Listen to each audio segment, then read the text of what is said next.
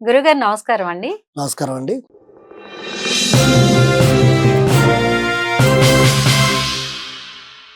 ఐదవ సంఖ్య ఏం చెప్పబోతోంది 2026లో? వీరికి ఎటువంటి రెమెడీస్ ఉన్నాయి? అవునండి. 5వ సంఖ్యలో జన్మించిన వారు, 5వ తేదీన జన్మించిన వారు, 14వ తేదీన జన్మించిన వారు, 23వ తేదీన జన్మించిన వారు, వీళ్ళందరూ కూడా 5వ సంఖ్య కిందకే వస్తారండి. ఈ 5వ సంఖ్యకి అధిపతి బుధుడు అండి. మనం ఫస్ట్ లో చెప్పుకున్నట్టుగా 9 గ్రూపుల్లో 5వ గ్రూప్ అనేది సంతానం, అంటే యువరాజు కిందికి మనం వస్తుందని చెప్పుకున్నామండి. అయితే 5వ సంఖ్య వాళ్ళు ఏంటంటే వీళ్ళు బ్యాలెన్సర్ గా ఉంటారు. దీనికి అధిపతి బుధుడు అనమాట. బుధుడు ఈజ్ ఏ కమ్యూనికేటర్, కమ్యూనికేషన్స్ పెంచేవాడు. వీళ్ళు కమ్యూనికేషన్స్ లేకపోతే నిద్రపోరు.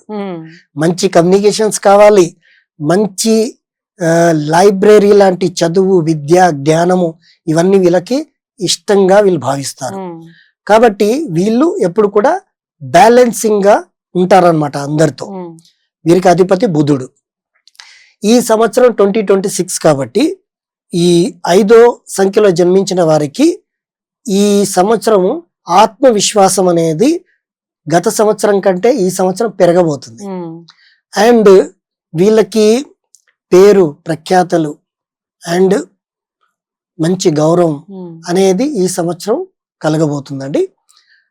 ఉద్యోగంలో సమస్యలు ఉంటే మంచి పరిష్కారాలు, అంటే వీళ్ళకి సహాయం ఎవరితోటి కలుగుతుందంటే పై అధికారుల ద్వారా వీళ్ళకి సహాయం కలగబోతుంది. ఉద్యోగంలో ఉండే వాళ్ళకి, వ్యాపారం చేసుకునే వాళ్ళకి వీరికంటే పెద్దగా ఉండే వాళ్ళు రిఫర్ చేయడము, రికమెండ్ చేయడం వల్ల వీళ్ళ వ్యాపారం పెరగబోతుందండి.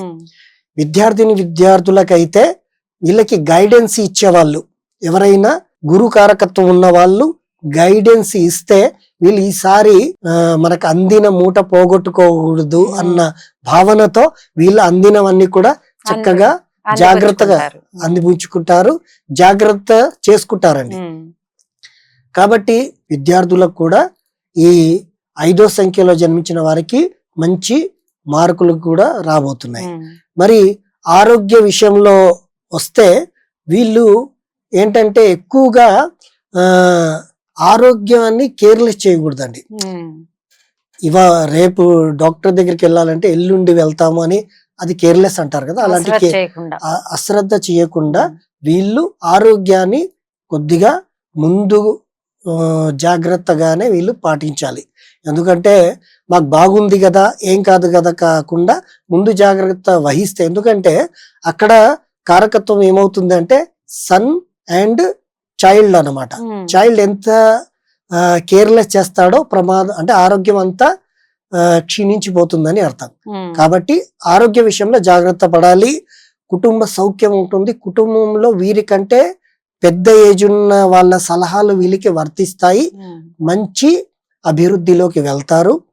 బెస్ట్ రెమెడీ టిప్ అనేది వీళ్ళకి బుధవారం రోజున అదే మళ్ళీ సూర్యుడి గాయత్రి మంత్రంతో 3 సార్లు నీళ్లు వదిలేయడము, 4వసారి చేతిలో తీర్థంగా నీళ్లు తీసుకొని మాకు ఈ సంవత్సరం అంతా కూడా బాగుండాలి అండ్ మా కోరిక ఈ విధంగా నెరవేరాలి అని ఆ నీళ్లు సూర్యుడికి చూపించి వీళ్ళు సేవించడం వల్ల వీళ్ళకి ఖచ్చితంగా మంచి రిజల్ట్స్ అనేటి ఈ 2026లో రాబోతున్నాయండి. ఓకే గురుగారు, నమస్కారం. నమస్కారం అండి.